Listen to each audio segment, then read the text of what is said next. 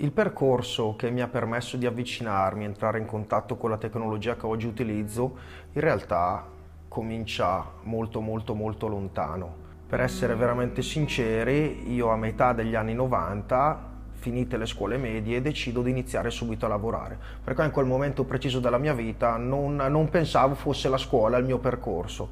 Così inizio un'attività all'interno del mondo della meccanica, dove mi trovo a lavorare in diverse carpenterie, in officine dove vengono eseguite delle lavorazioni meccaniche e mi formo all'atto pratico come tecnico sul campo, dove imparo ma sbattendoci la testa e mettendoci le mani. Arrivo fino al 2006, in un momento di profonda riflessione personale mi rendo conto che se nella vita voglio arrivare ad avere qualcosa di più, non mi basta l'esperienza che posso coltivare sul campo, ma ho bisogno anche di determinati studi, ho bisogno di imparare a capire determinati concetti e ho bisogno, passami il termine, di avere sulle spalle anche un po' di matematica, cosa che fino a quel momento per me era quasi un termine sconosciuto. Quindi nel 2006 decido di iscrivermi nuovamente a scuola e inizio un percorso formativo all'interno della Litis Paleocopa di Bergamo. Lì avviene un cambiamento anche all'interno del mondo del lavoro, perché di giorno lavoravo, la sera studiavo. Una volta terminati gli studi, l'azienda dove stavo lavorando decide di darmi una possibilità e quindi mi porta a lavorare all'interno dell'ufficio tecnico. Inizio quello che è il mio percorso, che mi permetterà di diventare un progettista meccanico. In questo spaccato della mia vita lavoro per una grossa azienda di Milano dove realizziamo centrali idroelettriche. Nello specifico noi realizziamo gli alternatori.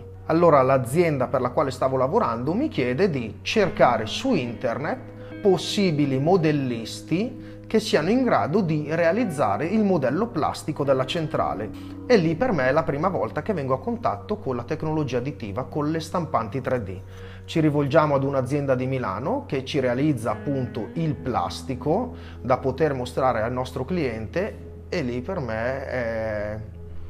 una freccia che mi colpisce dentro il cuore, perché mi accorgo da subito, o almeno resto ancora ad oggi convinto, che sia una tecnologia straordinaria, non soltanto un potente strumento di innovazione, ma soprattutto uno straordinario strumento evocativo, perché è una tecnologia che permette di trasformare il bit in qualcosa di tangibile, in qualcosa di materiale, in qualcosa che puoi toccare. Quindi la possibilità di passare da un disegno fatto al computer a qualcosa che posso prendere in mano e toccare è di per sé molto produttivo, ma è soprattutto molto molto molto affascinante. Quando devo iniziare lo sviluppo di un nuovo progetto, solitamente le fasi che tendo a sviluppare sono quelle classiche utilizzate già da migliaia di anni. Quindi sviluppo il contatto con un potenziale cliente, ci incontriamo per poterci confrontare e capire se è fattibile la richiesta di questo cliente. Qualora ci siano tutti i presupposti per poter dar vita all'oggetto tridimensionale che il cliente mi sta domandando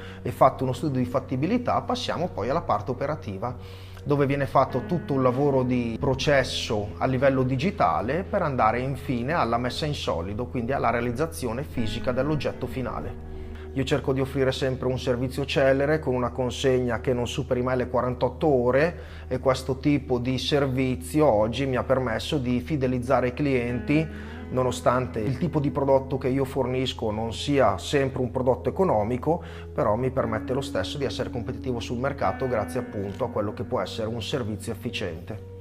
Se dovessi citare un esempio legato a un successo ottenuto tramite la Step 3D, che è stata la possibilità di entrare all'interno del mondo delle scuole, all'interno del mondo educational, cerco di trasferire a loro il mio know-how affinché anche loro siano in grado domani di avere quelle basi che gli permettano di poter far nascere aziende, start-up innovative legate appunto all'utilizzo delle tecnologie emergenti. Se dovessi dare un consiglio alle nuove leve, agli studenti di oggi, su quale tipo di percorso coltivare, io personalmente mi sentirei di consigliare ai ragazzi di seguire comunque percorsi legati agli ambiti tecnici. Grazie alla formazione che ho acquisito e all'esperienza che ho coltivato sul campo, sono riuscito a sviluppare anche dei percorsi tematici nel mondo della scuola e lavorando a stretto contatto proprio con i ragazzi mi rendo conto che ci sono dei ragazzi di 17-18 anni che sono